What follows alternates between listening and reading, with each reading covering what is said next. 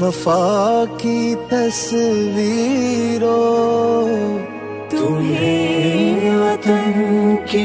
ہوائیں سلام کہتی ہیں۔ بسم اللہ الرحمن الرحیم۔ 6 ستمبر 2024 بروز جمعۃ المبارک کو یوم دفاع پاکستان کے موقع پر ہونڈا موٹر سائیکل کے با اختیار ڈیلر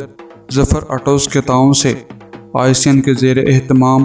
اور آئی سی این ڈسٹرکٹ سیالکوٹ کے صدر سابقہ میئر آف سیالکوٹ جناب چودھری توحید اختر صاحب کی زیر صدارت سیالکوٹ کے تلاب شیخ مولا بخش میں شہیدوں اور غازیوں کی بہادری کے اعتراف میں شاندار کبڈی میچ اور کشتیوں کے یادگار مقابلوں کا انعقاد کیا جا رہا ہے،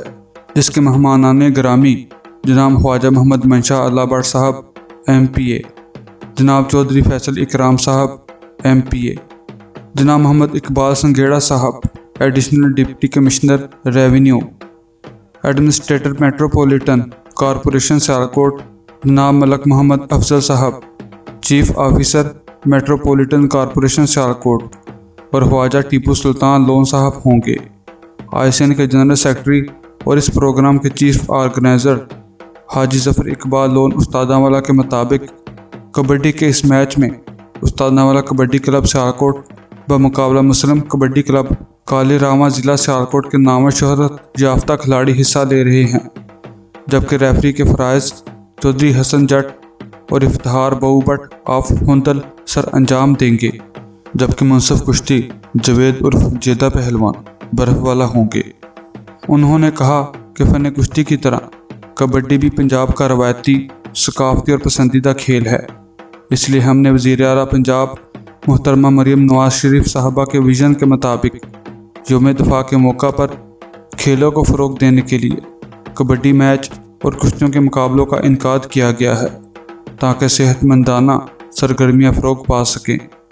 یوم دفاع کبڈی میچ اور کشتیوں کے مقابلہ جات کے منتظمین برصغیر پاک و ہند میں فن پہلوانی کے مشہور و معروف استادانوالا خاندان کے عظیم چشم و چراغ حاجی مبشر اقبال لون استادانوالا نشان سیالکوٹ گولڈ میڈلسٹ اور زاہد لون استادانوالا نے کہا کہ یوم دفاع پاکستان کے موقع پر کبڈی میچ اور کشتیوں کے یادگار مقابلوں سے لطف اندوز ہونے کے لیے سپہر 5 بجے سیالکوٹ کے تالاب شیخ مولا بخش جوک درجوک پہنچے۔ کبڈی میچ اور کشتیوں کے مقابلوں میں داخلہ فری ہوگا۔ انہوں نے کہا کہ نوجوان نسل کو منشیات و برائیوں سے بچا کر